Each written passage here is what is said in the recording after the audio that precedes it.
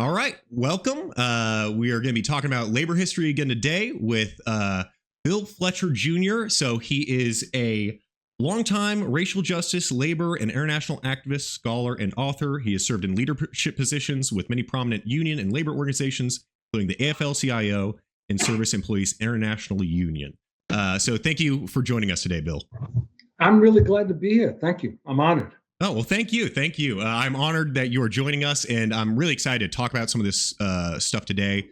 In the past two discussions I've had, we talked about kind of 19th century labor and 20th century labor and kind of how we got to the labor movement in kind of the mid 70s or so. But we haven't really talked about the modern labor movement and how it kind of progressed from the 70s onward. So we've really kind of hit the peak of the labor movement, but haven't really discussed kind of the downward trend, I would say, that we've had with the labor movement. So first off, I've been reading your book, They're Bankrupting Us.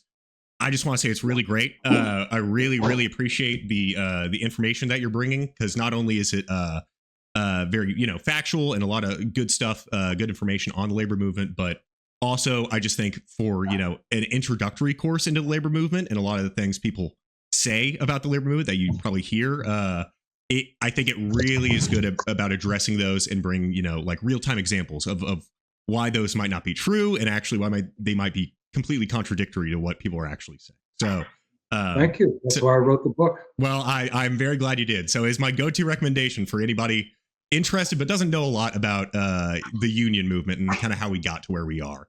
Definitely be recommending that to people. But starting off, I just wanted to talk about, one of the things you mentioned in the book is talking about neoliberalism and how that kind of developed as a response as well to the conservative movement in the Republican Party.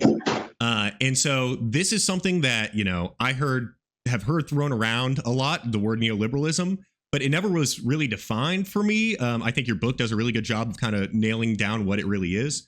But I was wondering if you could go ahead and kind of explain what is neoliberalism to you, or in your terms, how did it develop, and then how does it affect labor and unions?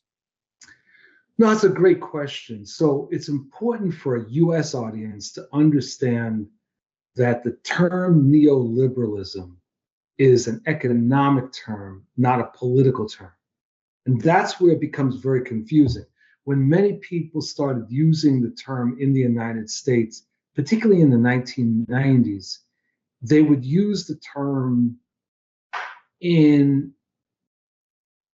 not always the most accurate way, including myself. Sometimes people were using the term to define moderate Democrats, who also, by the way, were neoliberals. But neoliberalism is an economic philosophy. Traditional liberalism was 19th century economics. It was the economics of Britain, of the Confederate States of America. It was the economics of free trade. And neoliberalism is a philosophy, an economic philosophy that was developed by a European named Hayek in the 1930s. And he continued on with his work, and it was furthered by Milton Friedman. And the basic way to understand it, as Bernie Sanders would say, is that it's capitalist fundamentalism, or as some of my friends would call it, capitalism on crack. So it is the cornerstones of neoliberalism are privatization, deregulation, what's called casualization, which is essentially the elimination of full-time employment and the replacement by casual work, part-time, temporary, contingent workers, anti-union, anti any kind of worker organization, and the restriction of the role of the state to basically helping corporations that are in trouble, dealing with law enforcement and the military. So in the 1960s and 1970s, the US economy and the British economy were both running into some trouble. Their economic process had been influenced by what happened in the 1930s within the United States, the New Deal. the economic philosophy of John Keynes, which involved much more governmental intervention. And the major corporations found that they were not getting the kind of profits that they wanted. And so they began to reject the New Deal economics. And so what we start to see in the 1970s is a process of open warfare against unions, as well as deregulation and privatization. It really takes a turn under Ronald Reagan and in Britain, Margaret Thatcher. Right. So that's what neoliberalism is. Now, the Republicans grabbed onto this right away. Within the Democratic Party, there was a fight that was underway between those that essentially continued to defend Keynesian economics and those that embraced neoliberal economics. And this guy named Bill Clinton was one of the main proponents of neoliberal economics.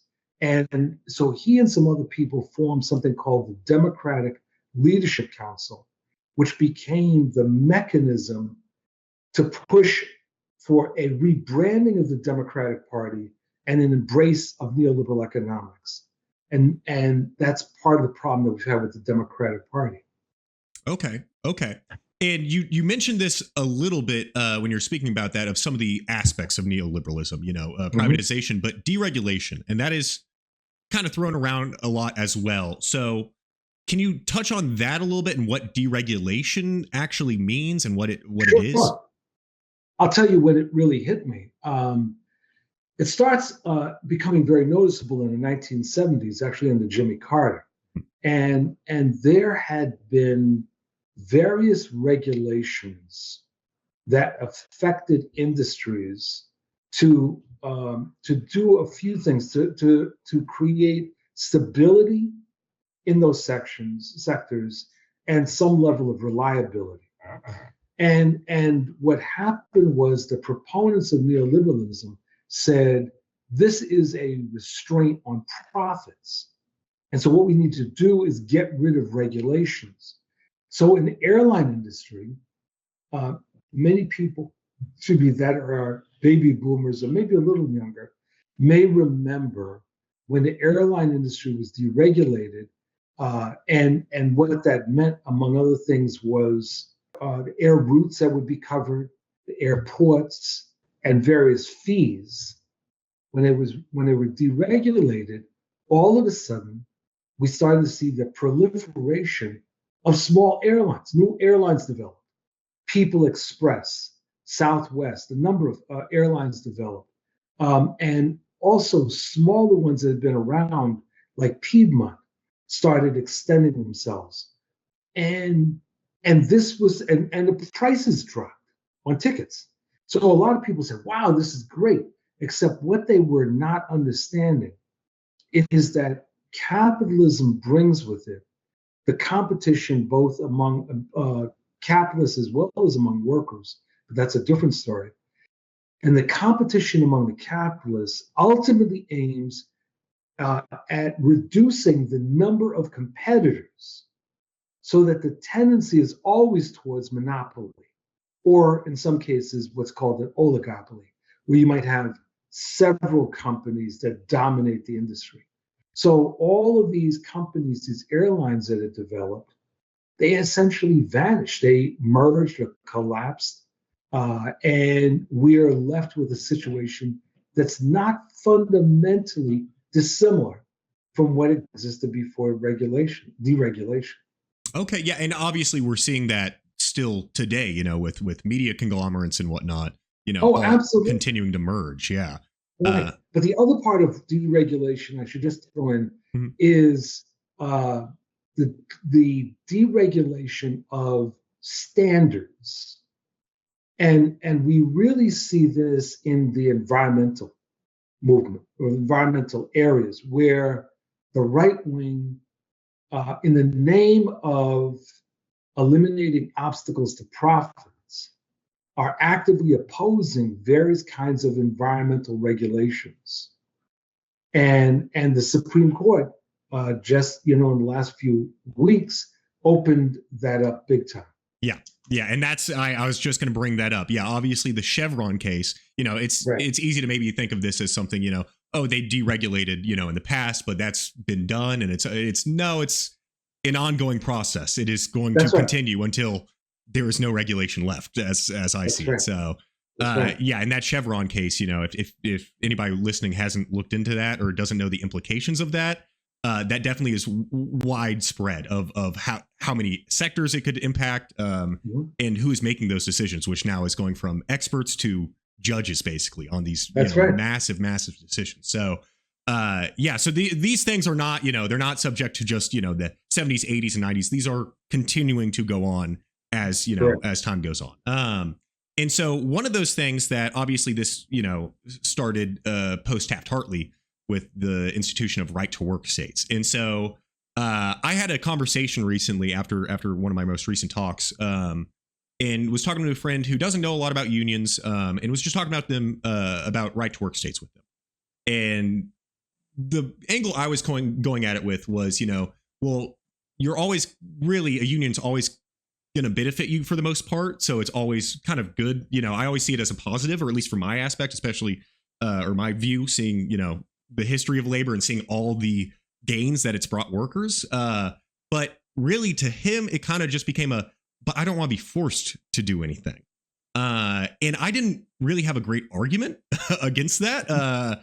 But then when I read your book, you put it in terms that you compared it to health insurance, or car insurance. And, it's, you might be a great worker or a great driver, and you might not think you'll need insurance, but if you're buying a car and you're driving that car, you have to get car insurance. That is something that is forced upon you. So could you talk about kind of the kind of right to work states, kind of the coerciveness that might be, with that, and also right to work being, kind of a misnomer in a way, and also how they negatively affect unions? So let's start first in understanding what this whole Taft-Hartley thing was that brought with the right to work.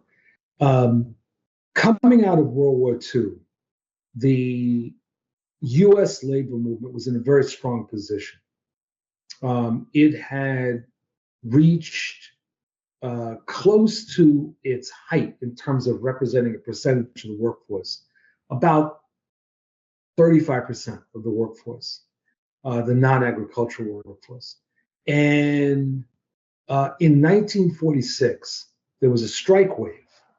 And the strike wave was largely because during World War II, there had been wage and price controls that had been imposed, which mainly meant wage controls. And so the unions at the end of the war said, we need to make up for what we lost for 4 years. And so there were massive strike waves.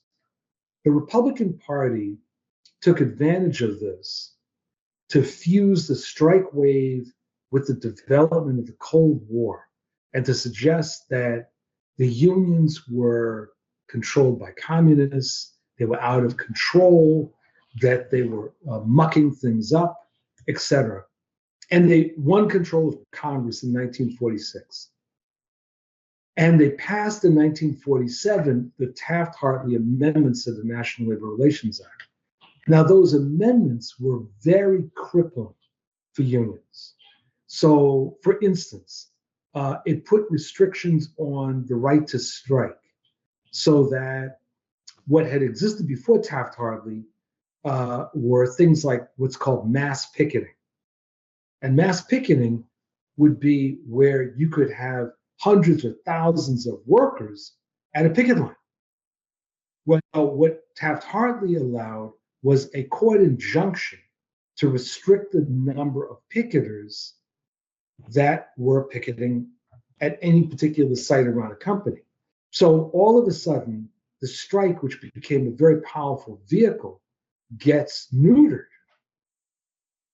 because you can't stop things. It's really hard. Right. They made it easier to bring in scabs, which becomes very important under Ronald Reagan. They also instituted policies, what we call red clauses, where communists and fascists could not hold union office. But this was used against people on the left.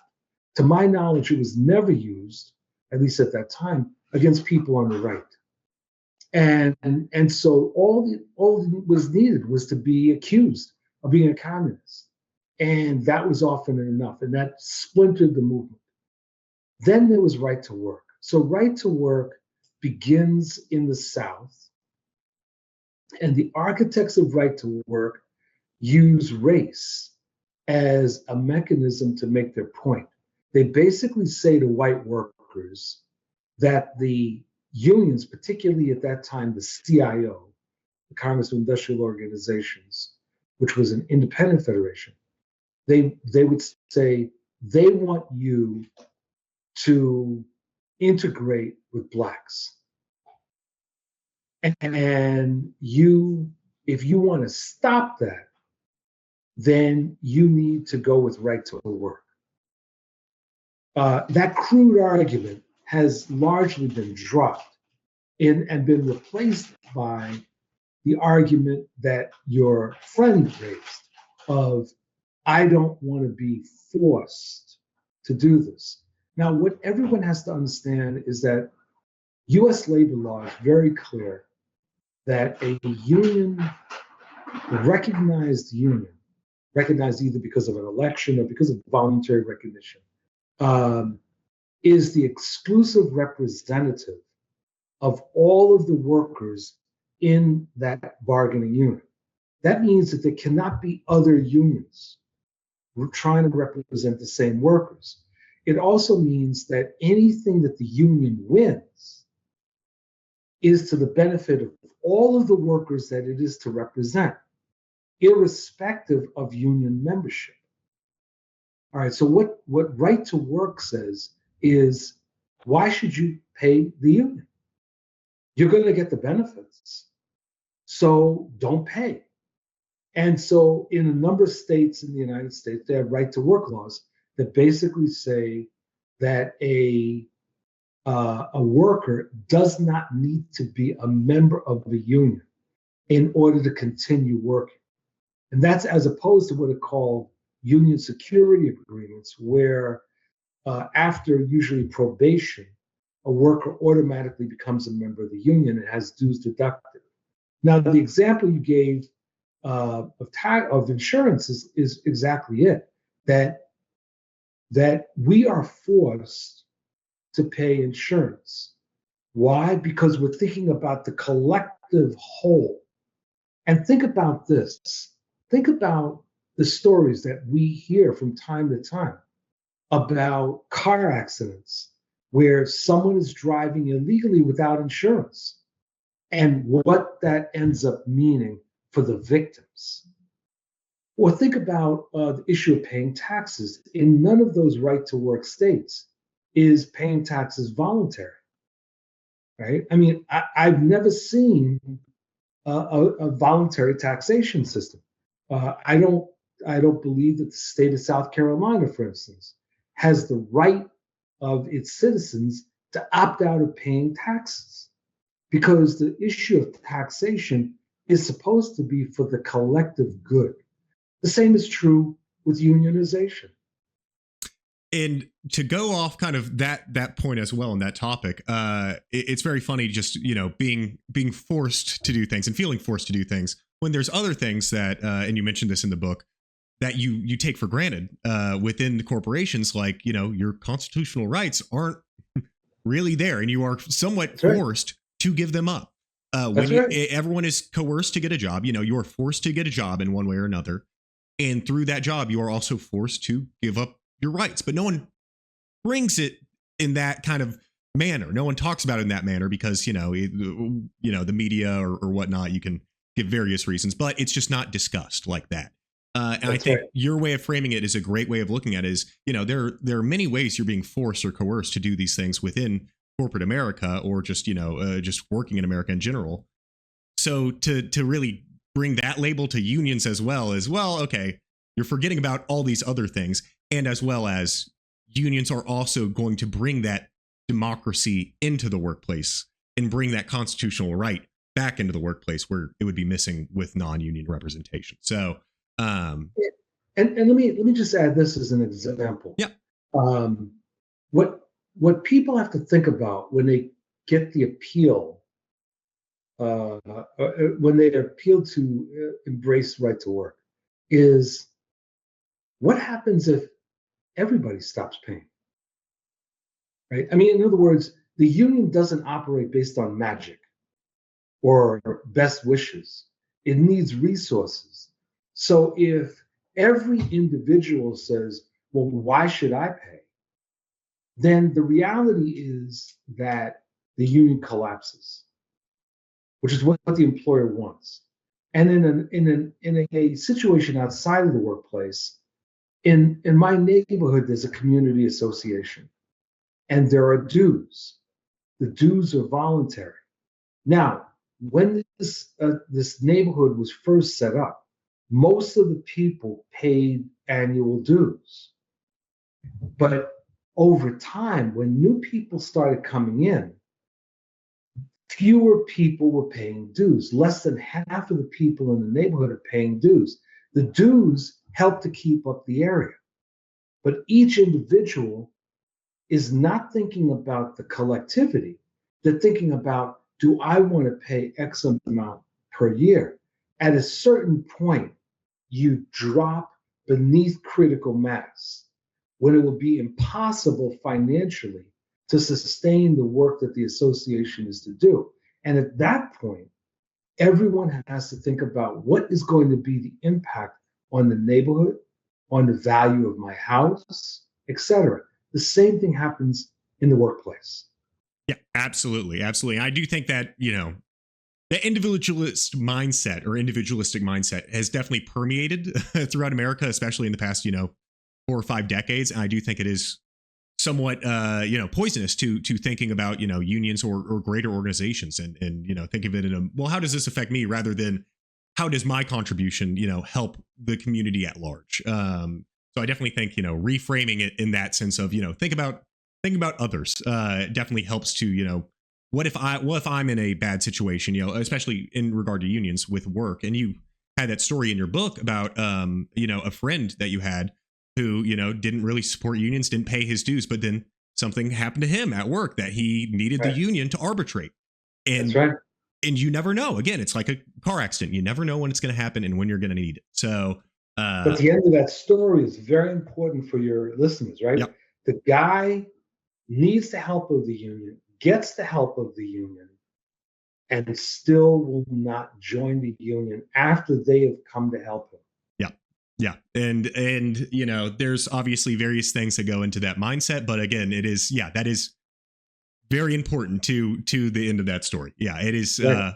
It is hard to overcome that, that individualist mindset. Even when something comes in to help you, you still go, well, I'd rather not, And again, right. Everyone's looking out for themselves. But again, it becomes you got to think communally of, what if we all look out for each other? What does the world look like? So, and kind of going off of this topic, you talk about democracy in unions and how unions have changed, over the years. But can you kind of speak on that, what democracy does look like within unions? It depends from union to union. So most unions have democratic, with a small d, constitutions and bylaws. But as with any other voluntary association, there are going to be factors that are going to push against democracy. So one of those factors is when you have leaders that get comfortable with leadership and don't want to give it up, and they put restrictions on the ability of their opponents perhaps to campaign, or it might simply be the tyranny of the incumbency, as they say, where people get used to someone being in a leadership position and they think that, well, that's just the way it's supposed to be. And challenging such a person is often viewed as disloyal. You have extreme examples of lack of democracy, where you have organized crime that infiltrates.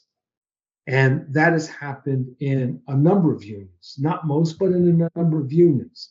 And in that sense, and this is something I try to emphasize in the book, it's no different than any other institution in the United States. Crime and corruption can penetrate any organization. It will not be the rules, regulations, and bylaws that will stop that. It will be the activity of the membership that will stop that.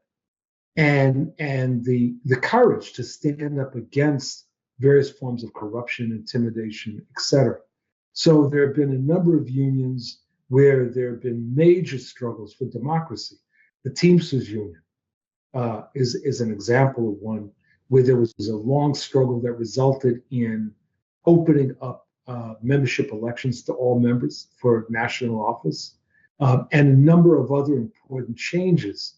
There has been the prosecution of criminal figures that have penetrated unions, and sometimes criminal organizations have made alignments with unions when unions have been actively repressed by employers.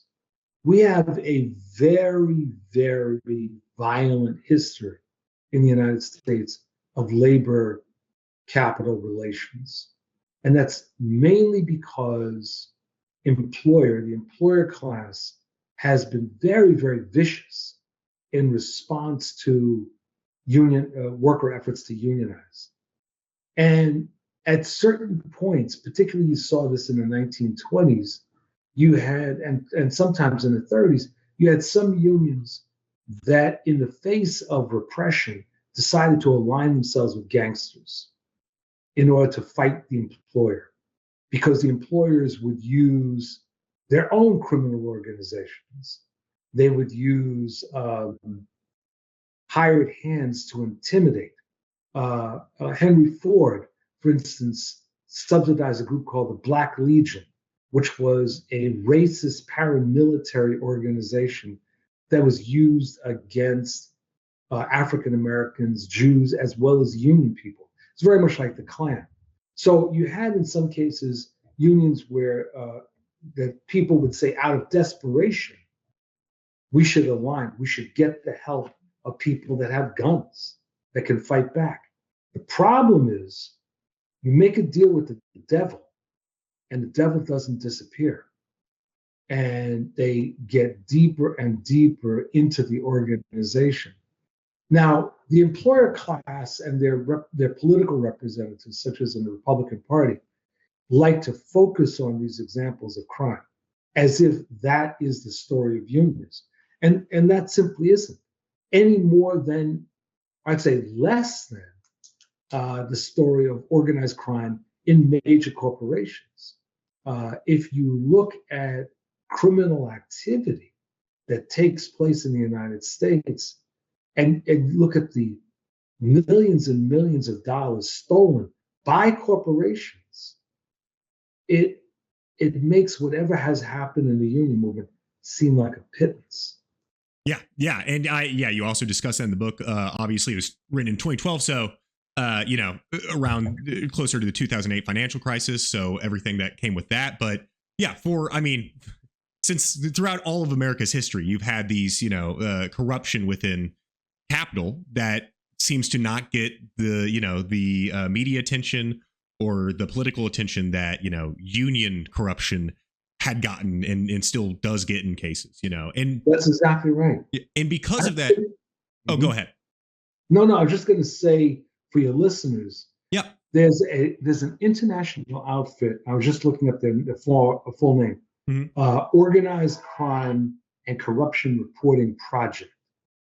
And I encourage people to look at that Organized Crime and Corruption Reporting Project to get an idea of the scope of corruption and crime on a global scale and look at who was pointed to, right? Usually government figures, but also major corporations.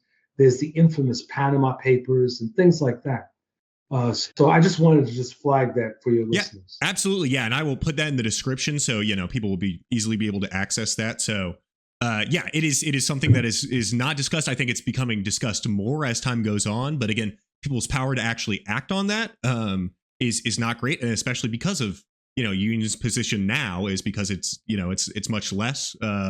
And so we don't, and that's one of the most illuminating things to me was somebody had described unions as the brakes to capitalism. It acts as the brakes, and without the brakes, cars just going to keep going. Whether or not the engine's on fire. So thinking of it that way, I think really helps. Of just kind of realizing how it works in a simplistic way with capital. But with that, you talk about how there has been a history of organized crime within unions.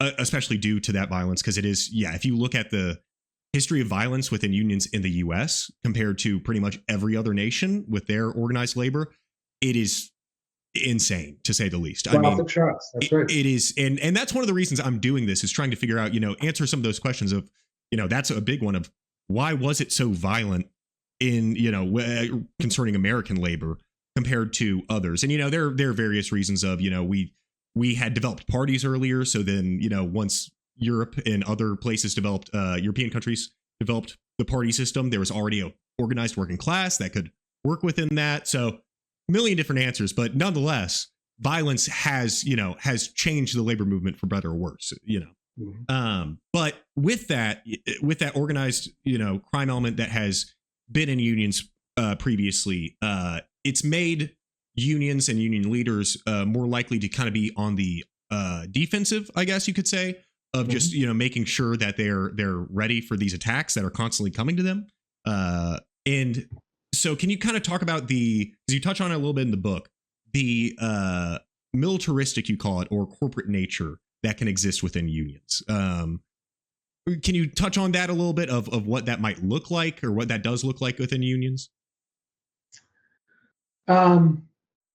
Well, first, I would say that unions are largely demonized by the mainstream media, but not always with, ironically, vicious intent. But terminology becomes very important. So it's not uncommon to hear a union leader referred to as a union boss. Now, very rarely do we hear the head of a company, the head of Ford Motors, referred to as the Ford boss, right? But they'll use the term union boss. And that brings to mind, for many people, criminal element. So irrespective of whether it's the intent of someone to make that, the use of certain terminology can encourage a misunderstanding of unions. So I want to really underline that. The second thing related to your point, I would not call unions militaristic. I would just say that when they are engaging in struggle, they are much like political campaigns using military language. So people use terms like a campaign, a tactic, strategy.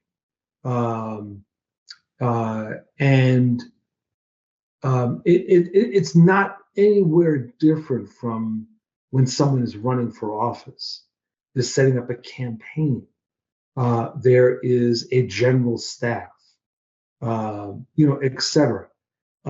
The issues, I guess I want to emphasize that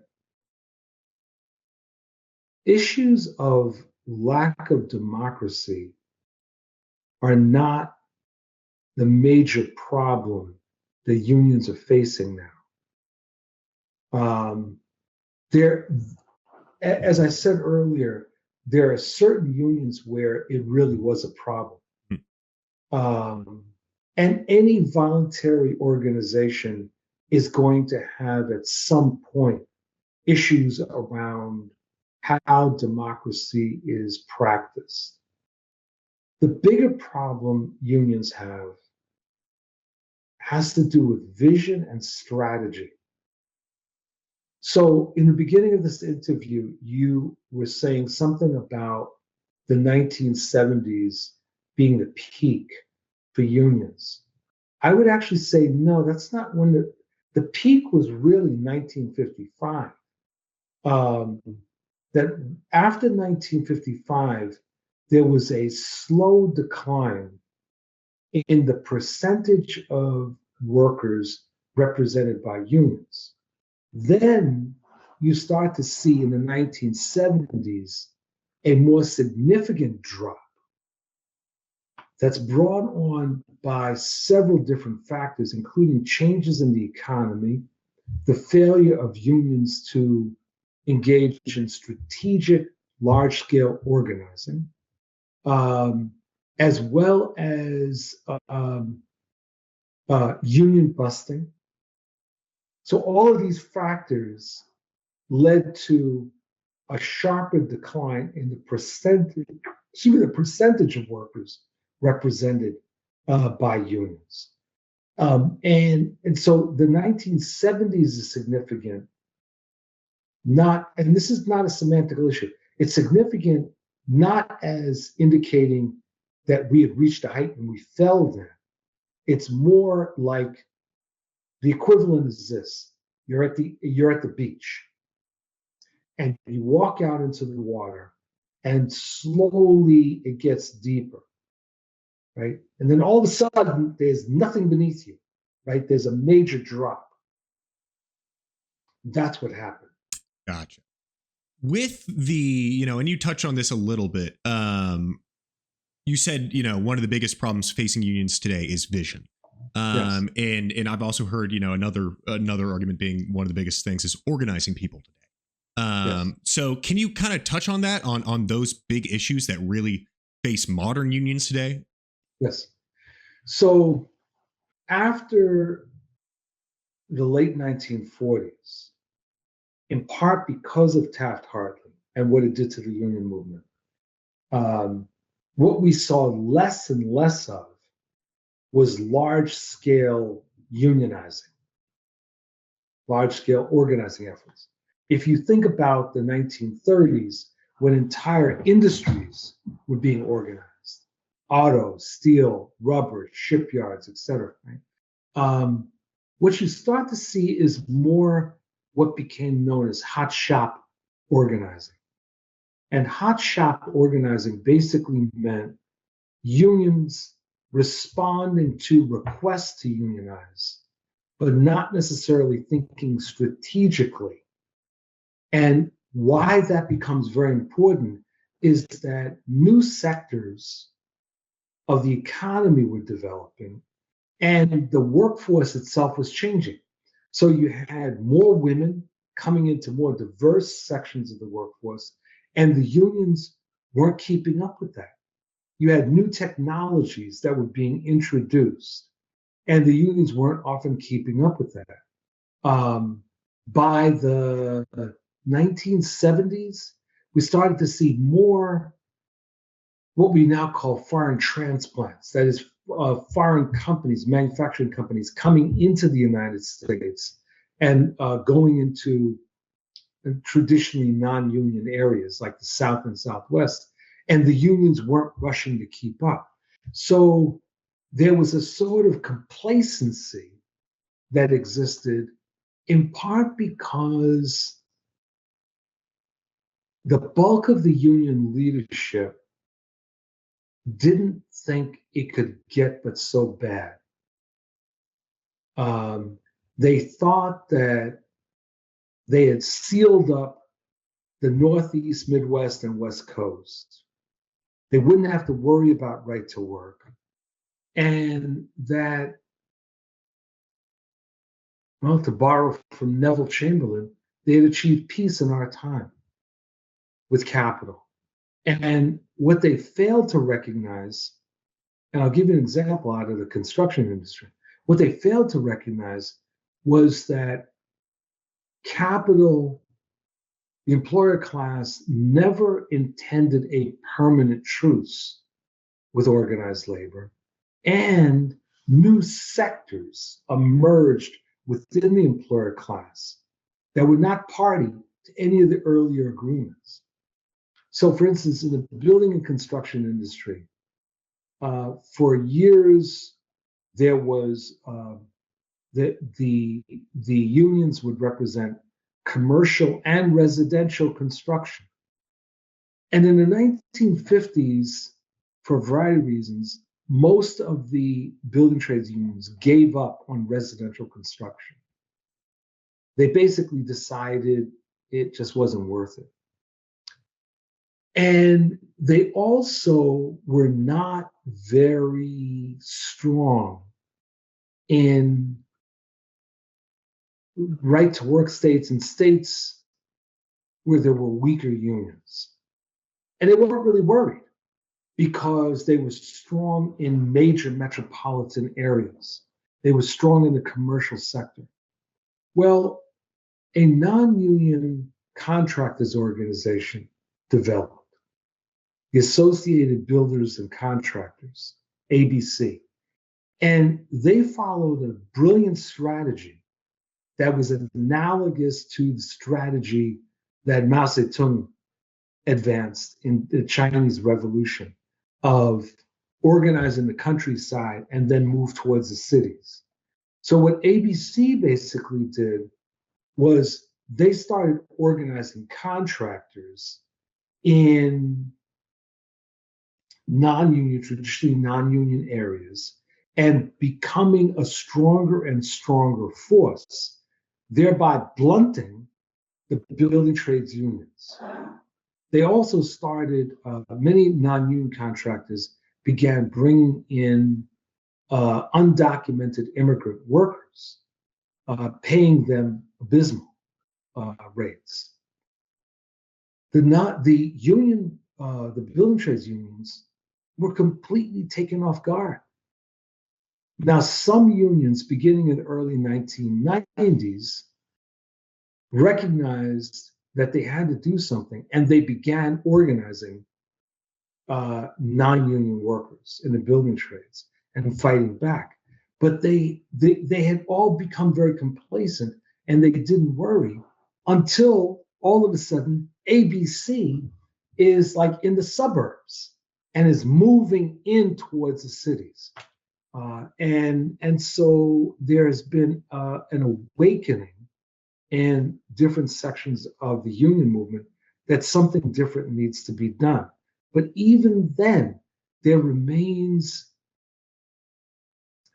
this myopia, this lack of creativity in many cases, this fear of radicalism with a small r, this fear that if they push the envelope too much, if they align themselves too much with the left, if they align themselves and demonstrate too much militancy, they will lose their respectability. Yeah, I feel like that is not just, that is not just a point of view that that unions take. Obviously, that's a problem with the Democratic Party as well, I would say. Yeah, that's right. Where it is it is in the face of growing fascism or whatever you want to call it. It is a refusal to go to the other side. Exactly. Yeah, and I really do think that is good hearing that, because I do think that is not just something that does plague the unions, but also maybe other organizations.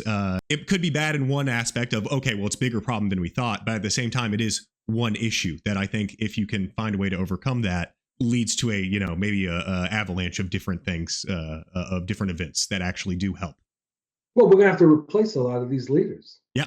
It's sort of like one of my favorite films is Patton. Okay. Yeah. George C. Scott. And in the beginning of Patton, It's about General George Patton from World War II. And in the beginning of the film, it starts after the Battle of the Kasserine Pass, where the US troops were roundly defeated by the Germans. And the commander of the US forces is replaced by Patton. Patton is brought in. And Patton has to reorganize those forces entirely.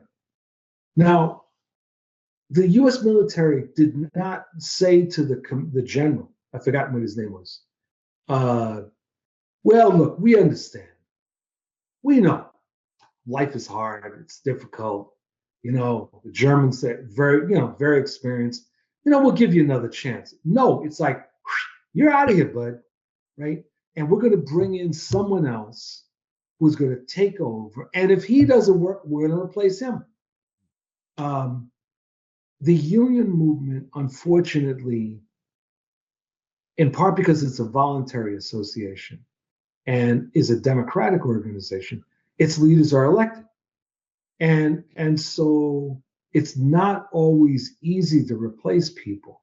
But that's one of the reasons that rank and file members, grassroots members that are concerned about the direction must step forward and demand a different type of leadership. We're in battle stations mode. It's not that there ever is really a normal time, right? But this is definitely not a normal time.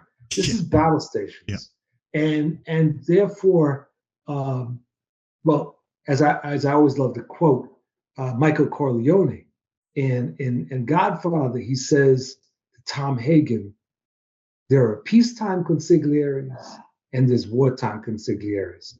And Tom, you're not a wartime consigliere. And I think that we need leaders that are leaders that read Sun Tzu, The Art of War, that think about strategy and tactics and think about how to build worker power. That's the kind of leaders that we need. Yeah, I absolutely agree. And I will say, just because I'm just turned 25, so I'm very, young, and a lot of my friends are young as well. But, a lot of young people nowadays are much more radical than in prior decades. And I do think not only to speak to our generation that's needed, you need somebody to be a little bit more radical in their stance, but also just to get anything done. Because I think the reason a lot of, my generation is more radical is seeing history and going, obviously, caving in to their demands, or at least, just compromising a lot doesn't get us anywhere. If anything, continuing to do that over years and years and years only gets us back to, the Gilded Age, basically, is where we're at. I feel now, That's right.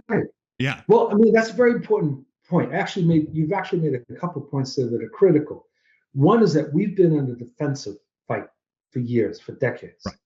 And any fighter will tell you, you can't remain on the defense and win, no matter how strong you are. Yep. Eventually, you'll get tired out and you'll be defeated. The other thing is to understand the nature of our opponents. And this relates in some ways to what you were saying with the Democratic Party establishment, is that the failure to understand the nature of our opponents leads to major miscalculations. If you think, for instance, that our opponents simply wish to fight to a draw, that leads to one strategy. If, however, you understand that our opponents aim to annihilate us, then the terms of battle change. Right? So whether we're in the political realm, and we can see from Project 2025 that the Heritage Foundation is articulated on behalf of Donald Trump, their objective is to annihilate us, to annihilate the ability of workers to organize and represent themselves. That's their objective. They're being very clear. That's their Mein Kampf. Yeah. And so if you basically say, we're going to play nice with these guys, you're misunderstanding who they are. Yeah, absolutely. And so I do hope, and I feel like I do see, some of that more offensive nature in some unions, like the SEIU Yes, has been organizing. Starbucks workers. They've been organizing. I'm from Louisville, and we have multiple different, small kind of coffee chains around here that they've been organizing workers in. that's right. And so, and not they obviously started with the janitors, or started That's with right. that campaign. So that is, seeing their history, that is a really good track record of kind of offensive campaigns. But I do think, we need that from more unions. That's right. And And we're seeing more of it. yes, We yeah, are seeing that's the excitement. Whether National Nurses United, the UAW under the new leadership of Shawn Fain, yep, increasingly the steel workers have been doing things in the South. That's exactly. But here's the thing: we need to think about it in a more cohesive way. That we have to become more than the sum of our parts. We need to be thinking about, for instance, if we're going to organize Amazon, that's going to be more than like what one union does. So we got to figure out, how does the union movement make organizing Amazon, organizing Walmart, whoever, a union project, as opposed to just saying, okay, well, the Teamsters can do it, right. UFCW can do it, right? Whatever.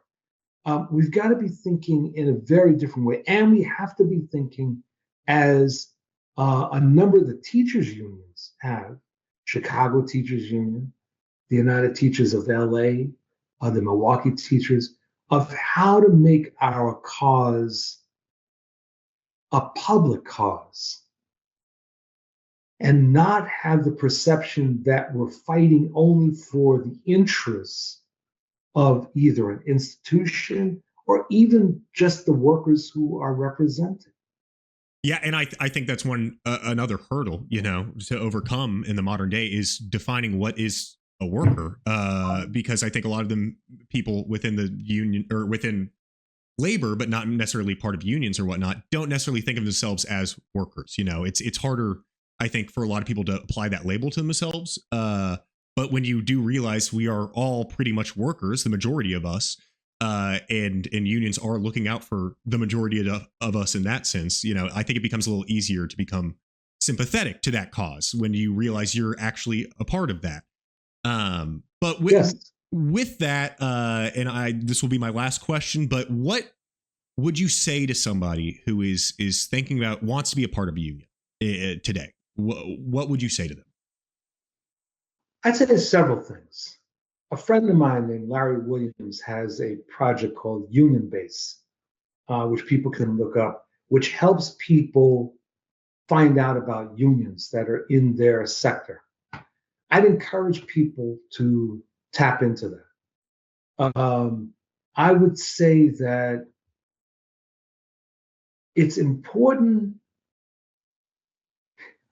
See, here's the complication. There's different ways to answer your question. Right. So let me start at a very basic level. Okay.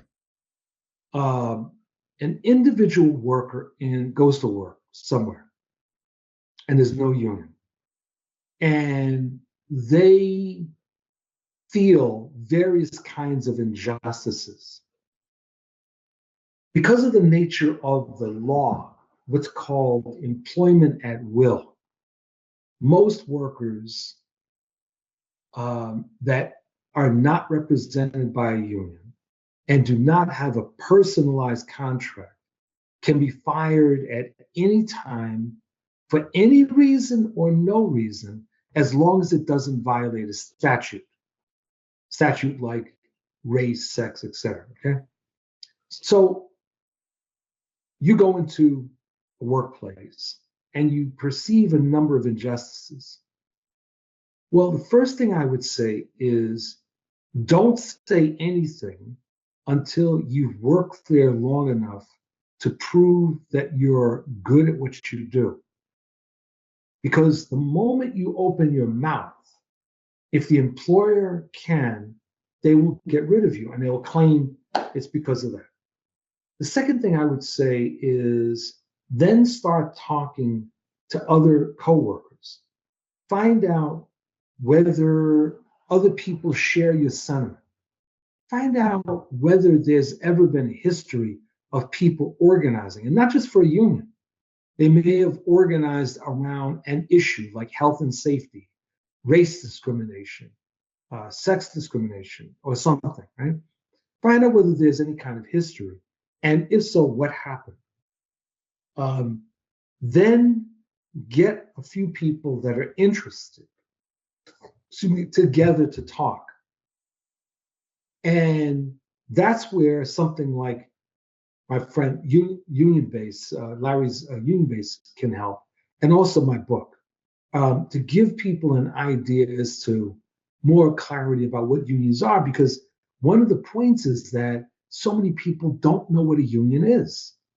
When I was growing up in New York back in the 1960s and early 70s, everybody knew what a union was, because New York City was, and the metropolitan area was highly unionized. So it was, I mean, I was knee high to a duck and I knew what a union was. A lot of people these days don't. So it's really important for people to read some stuff to get an idea. Then look to see whether there is a union that's representing the workers of your sector. As you mentioned, Starbucks, right? So we know that SEIU, through what's called Workers United, that's a component of them, is doing that.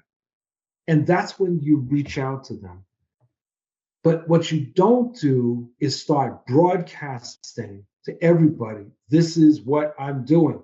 I am in the process of trying to form a union, because employers will get rid of you. And the law makes it actually quite easy for them to fire you, right? Which is a point I try to make in the book. Mm-hmm. So you have to do this on the QT in the beginning. Then once you identify a union that might be interested in what you're doing, then you can start talking with them and talking about building something. Now, if no union is interested for whatever reason or capable of assisting you, that's a longer discussion about what to do. And, people can, if they want to, my website is billfletcherjr.com. You can send me a note. I can forward you information or who you might want to talk to. But that's more complicated in terms of forming something on your own without the assistance of an existing union. Right. So these are all things that can be done. But before we end, let me just go to something that you raised about the violence that's happened in the past. Right. The U.S. has a very violent history from its inception. Because keep in mind, settlers came here, it wasn't part of Europe, and they started killing people that were here. And the promotion of gun ownership, and in some cases, mandatory gun ownership, was impressed upon people. You had the introduction of slavery and slave patrols. So you had in place a development of a state that promoted various forms of repression against a variety of dissent. And one of the things that happened from the 1600s were things that were called bondservant revolts. That was the beginning of our labor movement, where indentured servants and slaves, often together, would rise up against horrendous conditions. And militias were brought in. There wasn't any negotiation. Militias were brought in, and people were annihilated. And so that history continued into the United States of America. When unions start to be formed in the 1830s during the reign of Andrew Jackson, again, very heavy repression. In the South, certainly under the Confederacy, unions weren't permitted.